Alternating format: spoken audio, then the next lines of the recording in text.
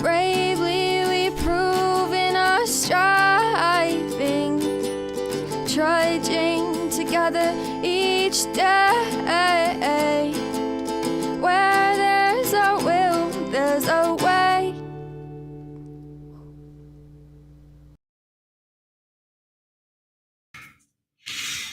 Good afternoon, everybody.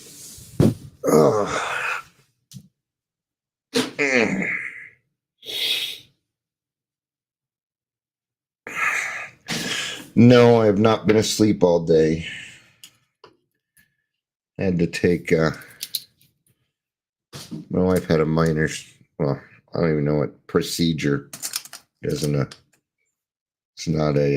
not a surgery. And I had to get up at 6:30. Fucking tired as shit. Be taking a nap after this.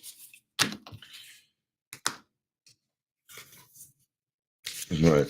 Good afternoon. Hi, Leisure. Hello, Heather.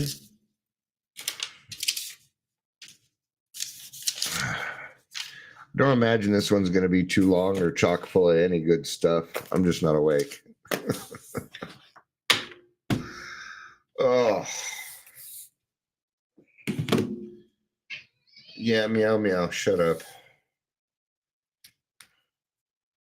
Not in the mood for kitties. Their incessant whining of needs. Hello, Michelle. Good to see you. We're going to be in the big book today, working with others. How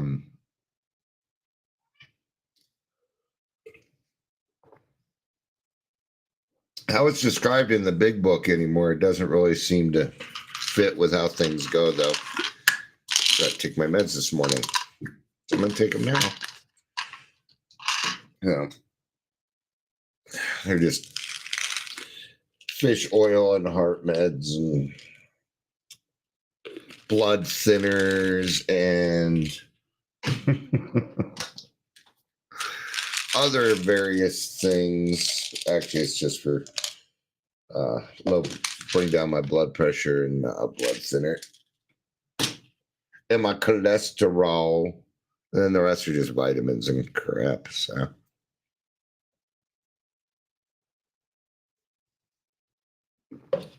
You know, I'm not sure what happened and why things changed, but, I've been trying to work with my central office lately, and they don't seem to care, man. I think they're only concerned about themselves, and, our central office is having to move. But I also found out that we were getting this discount, a huge discount, which we should not have been receiving. Just because we're AA doesn't mean we. No, that's not true. That's not true. People want to lower their rent. People lower their rent all the time to help out AA meetings. So that's not true. But, I'm trying to. They're complaining about money. So I'm like, well, we work on 12-step calls and that'll just bring in more money. But no, they don't want to go that route. They want to go beg the clubs and the attraction, not promotion.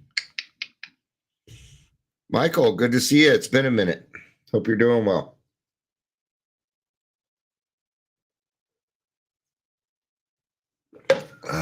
How many lives you go to where they take their meds? I think people will probably be too embarrassed to admit that they're on meds or anything. No more head meds, though. No, none of it's for mental illnesses anymore. Whew. I was on 120 milligrams of duloxetine, and which was way too much. And I got off that stuff. That was horrible. The brain zaps and stuff. All right. So you go find something to do. Oh. All right. That's my cat. It probably won't be too long either, because I'm gonna go take a nap before the 5 o'clock. If I didn't have the 5 o'clock, I probably wouldn't even take a nap. I'd probably just stay up. So Working with others, practical experience shows that nothing will so much ensure immunity from drinking as intensive work with other alcoholics. It works when other activities fail. This is our 12th suggestion. Carry this message to other alcoholics. You can help when no one else can. You can secure their confidence when others fail. Remember, they are very ill. All right. So it says it works when other activities fail. What that tells me is don't even bother with the other activities. Nowhere, I'm going to compare this to a gratitude list. And there's nothing wrong with gratitude lists. I'm just kind of comparing them, right? Because a gratitude list it should be used for motivation, but that's about the extent of it. Maybe to help you have a better attitude for the day. That's what gratitude lists are for. But if we are in self-pity, if we are in depression, if we are in one of these lower states,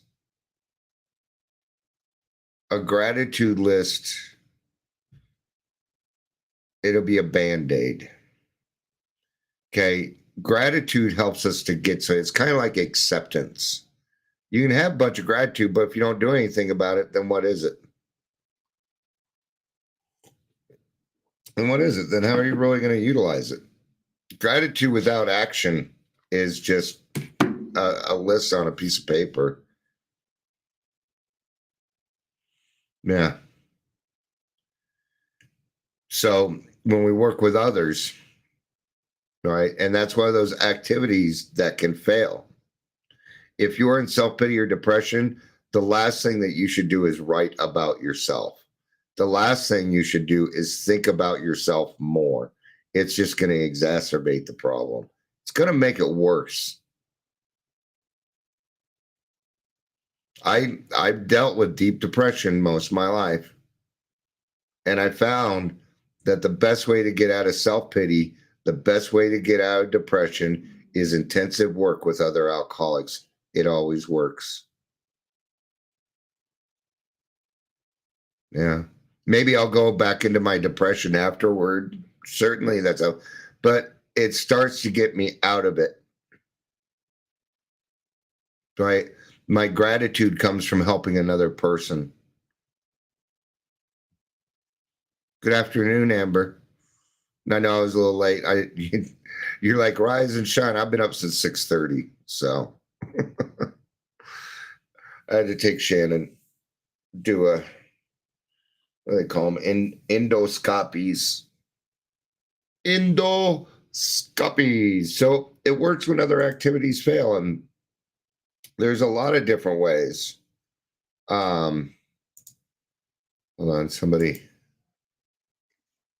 loved my video here, and yeah, and the name is kind of weird. Do not be surprised if suddenly somebody puts somebody puts a thing for mushrooms. Don't be surprised. All right. So then come the 12-step promises. And what they are is the 9th-step promises for other people. Okay. Now, the 9th-step promises are great. They're gay. And what are the promises? Promises are a gauge is a gauge for you to see what progress you've made. That's what the promises are for. It lets you know, oh, did this happen? Yeah, I did this. I did that. This is happening in my life. And it gives us a gauge of where we're at in the program. All right. So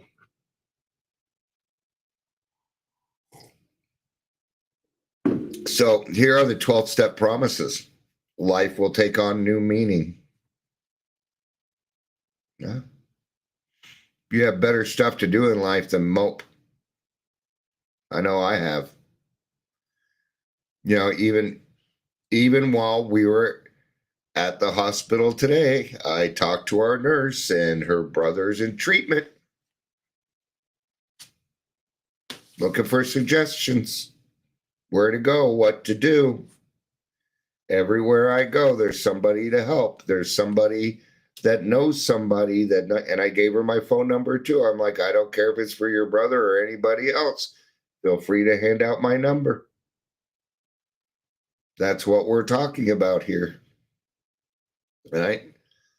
So maybe I'll be able to help her brother because, he wants, she's like, what can he do when he got treatment? And I gave some suggestions. Yeah. Am I okay? Yeah, I'm fine. I'm just really tired. Everything is fine. It was just a regular procedure for my wife. So I had to be the driver. So, but thank you for asking. I appreciate it. Just between not getting much sleep while my daughter was here and then the schedule change, I'm fucking exhausted and kind of cranky, but I'm a tired cranky. All right, at least I'm not stuck in a hospital anymore. But right, so to watch people recover, to see them help others. So you go through the steps. Then this is what I was taught. Because a lot of people are like, do I go through the steps again? Yes, you're going to go through the steps several times. A lot of times. You're going to go through the steps. This is what I'm just trying to get to. So after you go through the steps, what your next move is to find a sponsee. And you take that sponsee through the steps again. So keep sponsoring and you will keep going through the steps. Right. So Leisure says, not your normal cranky. Well, no, do you want my normal cranky? No, I'm just tired cranky. There's some people ticking me off, but that's not really anything new. It's not anything new. And I love you too, brother. All right. So just to watch people recover and to see them help others. So you take a sponsee through, and that's not what they're talking about. They're talking about when you watch your sponsee take on a sponsee, them start to sponsor, and that's it.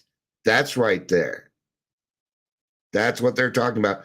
To see your sponsee start to help others. Amber says, and keep having spiritual experiences. Yeah. But if you keep going through the book with the same person over and over again, I'm going to tell you, that's not where I see new stuff.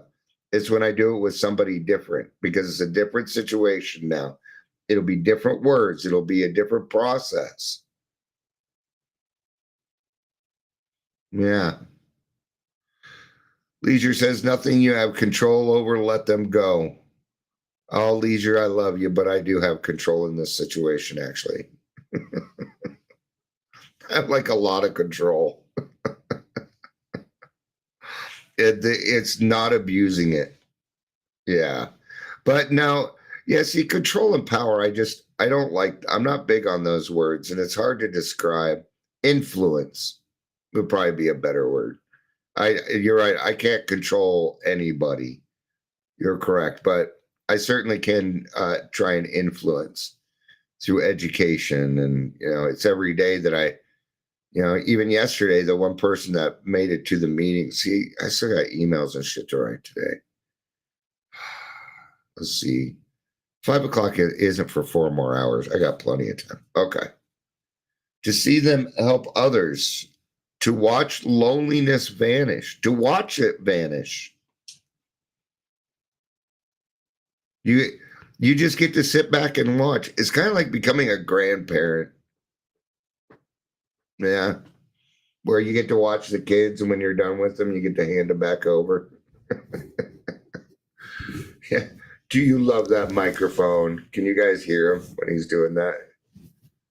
All right, dude, you're hurting my stomach. Get off my stomach, you fatty, fat. And get your butt out of my face. I can't pet you while Sawyer's sitting there wanting to be petted, dude. Sorry.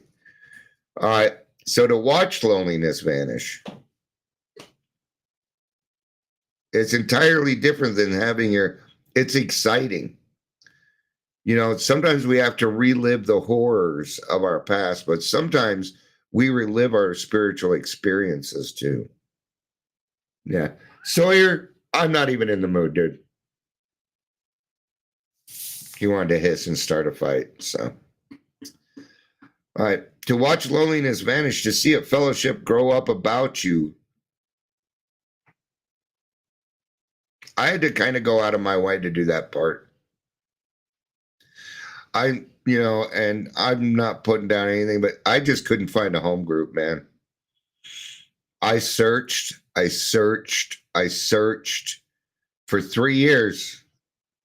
I searched for a home group. When soon as the moment I thought I found my home group, something started going sideways, and it's like, so I get involved. I become part of the group conscious, but they were stuck in their ways, couldn't change things. See, I'm just not willing to break tradition. I'm not willing to do that. There's a right way to do it. And the results of doing it the right way are phenomenal. And if you don't believe me, come to the grassroots meeting at 5:00 and you can experience it yourself. Out of everything that I've done, I've gotten more compliments from the meeting than anything. And all I did was write a format from the 90s. Now you guys can see it really isn't that much different. We ask a couple of different questions, but the main thing is the participation. We stick to the topic. We're not going to, and I'm going to phrase this the right way because I did it before and Jimmy was like, well, you were kind of a dick about it. So I'm going to make sure I do it the right way this time. All right. Meetings are not a dumping ground, but if we are looking for answers to a solution to a problem that we're currently having, that is very much a topic. Things like, I've been sober 3 months and it doesn't seem like my family even believes me. Right. But when we bring up like, when it's the same thing all the time, it's like, but a topic needs to be geared towards a solution. Amber says everything was better in the 90s. I'm a Gen Xer and I'm going to have to disagree with that. Although the 90s were pretty damn good, man. Right. But I grew up in the 80s, so I find that to be a little bit, it's just memories is why. There wasn't much difference between the 80s and 90s for me, but in the 90s, I certainly had much better I certainly have better memories because I got sober in it. I was sober all through the 90s. So to see a fellowship grow up about you. So, since I couldn't find a home group where I could hang my hat, I made my own. That's how the grassroots started. I'm like, fine, then I will just write this. And it was I'm going to tell you something right now. It was very selfish. The whole thing was selfish. I wanted my own home group. How does that sound? It's selfish, but it's a good selfish. It's a God's will selfish. And I invited all my friends. Everybody got invited. Only about 10% of them stuck around. That's okay. Now we have a good solid 15, 16, 17 people every day. And you want to know the weird thing? They're coming back. They're coming back. Now, I'm at 9 years and I'm watching my fellowship grow up about me. Now I have it. Heather says same. Leisure says way better in the 80s. Heather says same. I have much better memories of the late 70s and 80s. See, you all went to high school and shit. I got kicked out of my district. I was expelled from Littleton Public Schools. I didn't go to high school. Didn't go to homecoming. Didn't go to prom. I didn't get to experience high school and stuff. So from 1984 on, I wouldn't live with my parents, and those aren't the best of memories. Before that, I was always grounded. Last time I went trick or treating, I was 11. So I was always in trouble. And then my parents would ground me, and I'd be like, I don't know why you're grounding me. I have no friends. I don't leave the house anyway. The only place I really wanted to go was the arcade. I had a pool table downstairs. I knew how to entertain myself. I didn't need. So grounding me it wasn't much of a consequence. It's hard to keep me grounded when you're at work all day. All right. To have a host of friends, this is an experience you must not miss. We know you will not want to miss it. Frequent contact with newcomers and with each other is the bright spot of our lives. That's about the only place in the big book that it talks about newcomers at meetings, which we do get a lot of, right? Leisure says, I took a 28-year-old to homecoming. Well, how old were you? I mean, I'm just kidding. I did go to homecoming with Shannon, right? But I was 18, she was 16. I was in the Phoenix concept. I was living on Skid Row, but I was in a halfway house. So I wasn't living on Skid Row, but the house or the halfway house was on Skid Row. So, but I wasn't living on the streets anymore. Heather said, I graduated but chose not to participate in high school activities. Partying was my preferred pastime. Yeah, that was the only thing high school was good for, was meeting my friends so we could go drink. Shell says, I didn't go to high school much. I went to Job Corps. They were going to send me to Job Corps, and I resisted that so heavily. I told them, you send me there, I'm going to run. Send me there, I'm going to run. I will run. Because it was in Utah, and I wasn't going back to Utah. All right. But frequent contact with each other and with newcomers is the bright spot of our lives. We look forward to the meetings and seeing each other, don't we? We've never really had that type of a life, have we? Even in the bars, no. No. Those were only my friends as long as I was buying. But if I wasn't buying, nah, I didn't hear nothing. You were 32 when you went to high school? When you went to homecoming and took a 28-year-old? Perhaps you are not acquainted with any drinkers who want to recover. You can easily find some by asking a few doctors, ministers, priests, or hospitals. They will be only too glad to assist you. I was just talking about a nurse. Every time I go to the hospital to do something, whether it's for me or someone else, the nurses always want my information. Yep. Always. I tell them what I do. Yeah. Michelle's like, wait, what, Leisure? He was probably, what do they call him when a parent shows up and chaperone. He was probably a chaperone at the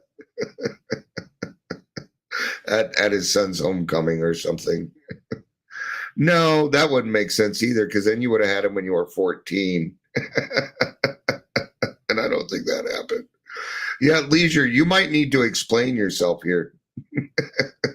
Oh, Leisure, you got some splaining to do. Right, so you can easily find some by asking a few doctors, ministers, priests, or hospitals, right? Don't start out as an evangelist or a reformer. Why? You don't want to know why he's saying why that's in there? Because that's what Bill did when he first got sober. He started running around trying to reform everybody and stuff. And Silkworth pulled him aside and says, you cannot come on that hot and heavy with these people. They will not listen to you if you decide to do it that way. So do not start out. We cannot shout, well, if you want to shout the good tidings from the rooftops, go for it. But I doubt somebody's probably going to call the fire department because they think you're jumping from the building, though.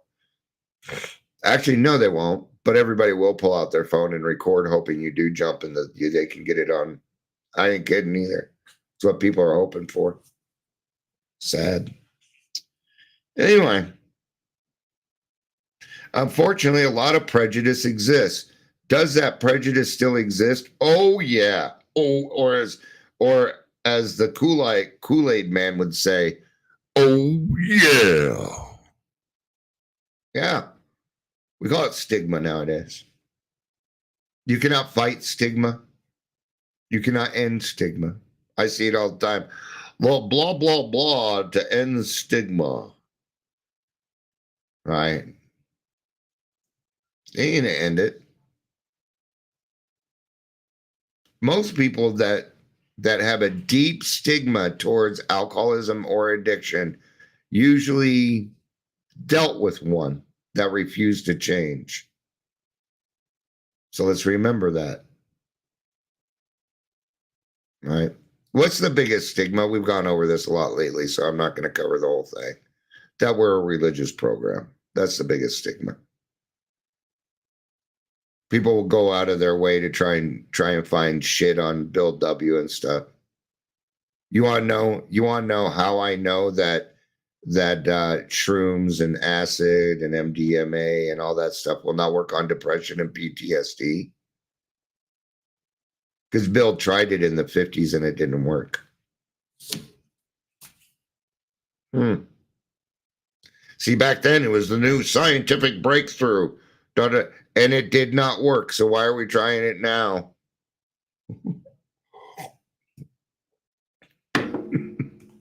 Alcoholics and addicts don't understand words like microdosing. In fact, that just sounds very uncomfortable.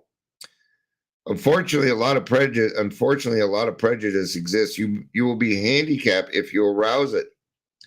Ministers and doctors are competent, and you can learn much from them if you wish. But it happens that because of your own drinking experience, you can be uniquely useful to other alcoholics. So cooperate, never criticize.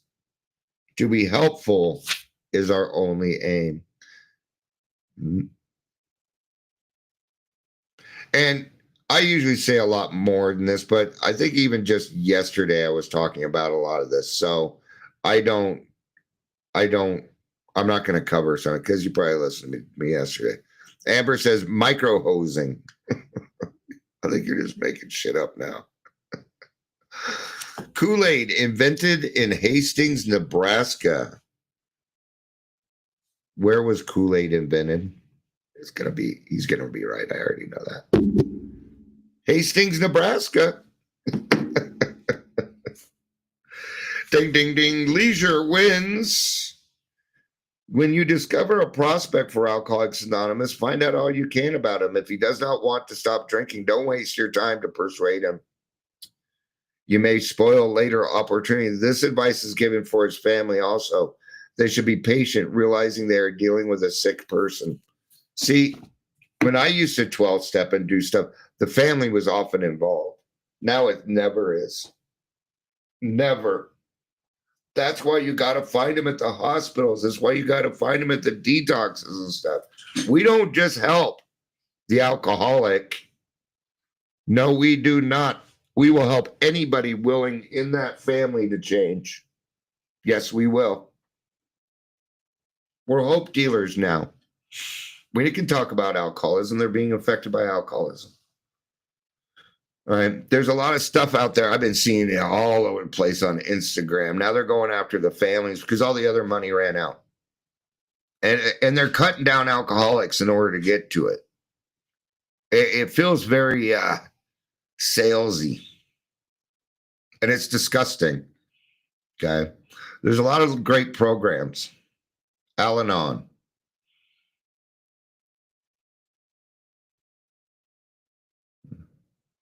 Yes, we help micro hosers too. I'm just agreeing with you on that one. All right. Alateen. which was mostly shut down by the government, by the way. In order to run an Alateen meeting now, you need to have the same background check done on you that you have when you leave jail.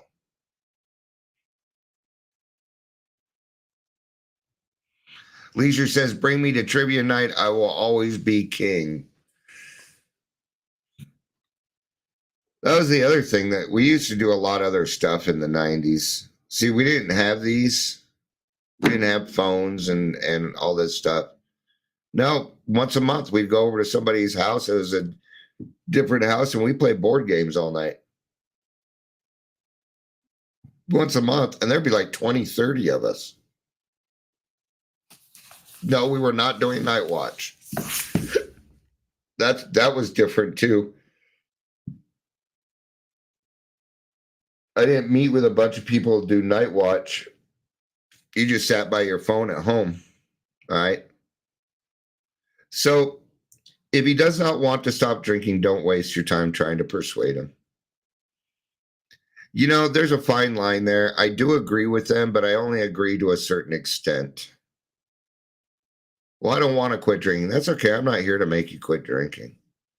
But what I'd like to do is let you, that if you ever decide, or if it turns out maybe that you are an alcoholic, I'd like to give you the information on what to go and where to go and what to do. Would that be okay? No. Okay. Thank you for your time. It is. All right. You may spoil a later opportunity. We do have to be careful in this situation. They may even hate AA. If somebody hates AA and they're just outright being belligerent, you don't have to spend your time doing that when you could be more useful somewhere else. Right? If there's any indication that he wants to stop, have a good talk with the person most interested in him, usually his wife. The wife's probably not going to be around. The significant other's probably not going to be around. So ask them. Just ask them. What kind of work you do? Yeah, how long you been doing that? How long you been married? You got kids? Because you're going to use these things. Right? Ugh, I'm probably going to be winding this down soon. I'm getting really tired. Get an idea of his behavior, his problems, his background, the seriousness of his condition, and his religious learnings. You need this information to put yourself in his place to see how you would like him to approach you if the tables were turned. We meet people where they are at.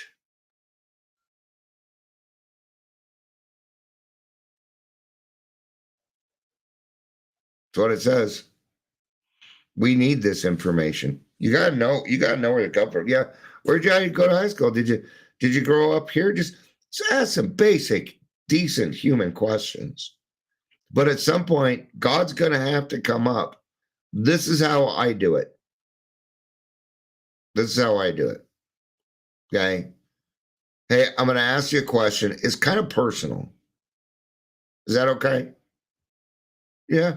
See, I've already got one yes. Oh. This is all a sales call to me. Now I'm going to ask you a question. It's kind of personal. Is that okay? Yeah, it's okay. Now, there's no right or wrong answer to this. I just need to know where you stand so I know how to help you. Is that okay? Yeah. Now I got 2 yeses. Now I got it. How you feel about God? Just lay it out there. And then shut up and listen. And they'll tell you exactly how they feel about God. Yeah. You might open a can of worms, but thankfully you're armed with the right facts about yourself in order to get over that hump. So you have your own experience, right? Yes, you do. All right. On to page 92. If you are satisfied he is a real alcoholic, begin to dwell on the hopelessness feature of the malady. Okay. I'm going to rephrase that. If they are convinced they are a real alcoholic, begin to dwell on the hopelessness feature of the malady. Ask. I will not, and this is how I say it, I cannot deem anybody as alcoholic. I can't do that. How do you feel about it? Do you feel like you're an alcoholic? Yeah, I do. I do not deem it. I will not do it. Before that, they have alcohol use disorder. I cannot call them an alcoholic. I just don't. Okay. And what is a real alcoholic anyway? The fact that you said it is all I need. It's all I need. Show from your own experience how the queer mental condition surrounding that first drink prevents normal functioning of the willpower. Do not at this stage refer to this book unless he has seen it and wishes to discuss it. They probably know. Okay. They probably know about the book, but it's going to be a while before you bring up the book anyway. And be careful not to brand him as an alcoholic. Well, then if you are satisfied he's a real alcoholic, then how can you not brand him? See, a little contradiction there. Maybe because if you are satisfied he is a real alcoholic stays in your mind and not come out of your mouth. Maybe that's what they're saying. That I get, but I cannot brand them. Let him draw his own conclusion. If he sticks the idea that he can still control his drinking, tell him he possibly can if he is not too alcoholic, but insist if he is severely afflicted, there may be little chance he can recover by himself. There's a lot more to this, but I'm just getting too tired. So I'm going to go to the end here. I'm going to read on page 103. We are careful never to show intolerance or hatred of drinking as an institution. Experience shows that such an attitude is not helpful to anyone. Every new alcoholic looks for this spirit among us and is immensely relieved when he finds out we are not witch burners. Right? We do not shoot our wounded here. Okay? And if a person still, if they are not, well, that's not fair for me to say either. What I was going to say is if you still hate alcohol, maybe it's probably best if you don't do 12 stepping yet. But you go in pairs. So absolutely. See how I was wrong on that? See? It's okay to be wrong. Every new alcoholic looks for this spirit. A spirit of intolerance might repel alcoholics whose lives could have been saved had it not been for such stupidity. We would not even do the cause of temperate drinking any good, for not one drinker in 1,000 likes to be told anything about alcohol by one who hates it. Someday we hope that Alcoholics Anonymous will help the public to a better realization of the gravity of the alcoholic problem, but we shall be of little use if our attitude is one of bitterness or hostility. Drinkers will not stand for it. After all, our problems are of our own making. Bottles were only a simple symbol. Besides, we have stopped fighting anybody or anything. We have to. All right. Thank you, everybody, for being here. I appreciate it. I hope you have a good rest of your day. I'm sure I'll be back a little bit later. Maybe. I'm laying down first. All right. Thank you, everybody. I appreciate it. I love you. You know I do. Peace out. And